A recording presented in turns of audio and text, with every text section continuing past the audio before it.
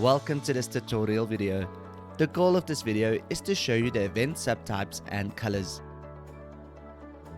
Event subtypes are smaller categories that clinical workflow events can be divided into by means of using colors as a visual indicator by which clinical history event types can be identified. Users are also able to set up separate colors for workflow event templates that have been configured that differ from the default workflow event. Using colors in the clinical history allows the practitioner to easily identify and navigate to the desired event on the clinical history screen. In this video, we'll be going over how to add colors to workflow events and workflow event templates. From the diary screen, click on the settings button in the top right corner. The settings screen will open. Click on the Entity Settings tab in order to open the Entity Settings tab. Click on the Clinical History Settings panel to expand it. For an extensive explanation of the clinical history settings, please refer to the Clinical History Settings user manual in this video's description.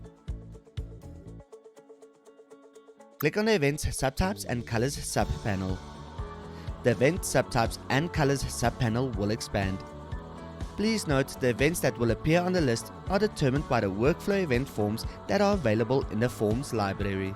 For more information regarding each form, please refer to the General Examination Form and Special Investigation Form section in the Clinical Information book, which can be found in this video's description. Let's now go over how to add colors to workflow events. Users are able to set up custom colors to identify workflow events that have been previously added to the patient's clinical history. Click on the corresponding user override color field of the form whose color the user wishes to modify. The color selector will open. Let's go over the different methods that can be used to select a color. The user can click on a color on the color bar, click on the dropper and navigate to the color of choice to select the desired color, or by clicking on the respective RGB color fields to enter the color codes if known. Press enter on the keyboard to use the selected color. The color will fill the block. The color that has been selected will be used to highlight the corresponding form on the clinical history screen.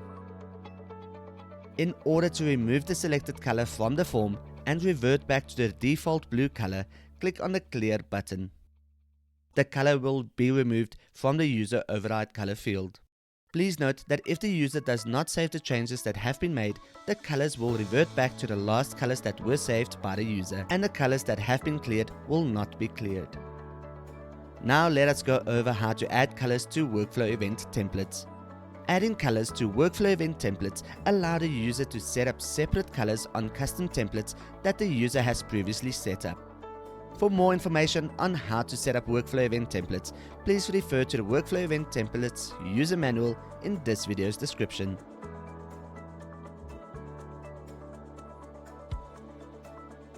Click on the panel of the desired form for which the user has set up templates. The panel will expand.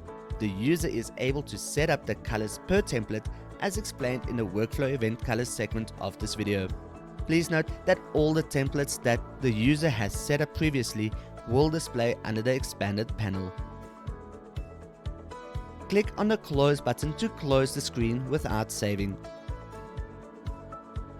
An attention pop-up will open to advise the user that they may have unsaved changes. Click on the Cancel button to ignore the request and to close the screen and return to the settings screen.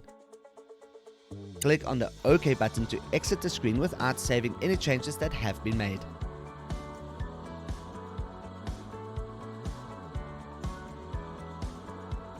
Click on the Save button to save all the changes that have been made. The settings screen will close and return to the diary screen. For more information regarding how the colors will be displayed on the patient's clinical history, please refer to the Clinical History Panel Colors user manual in this video's description.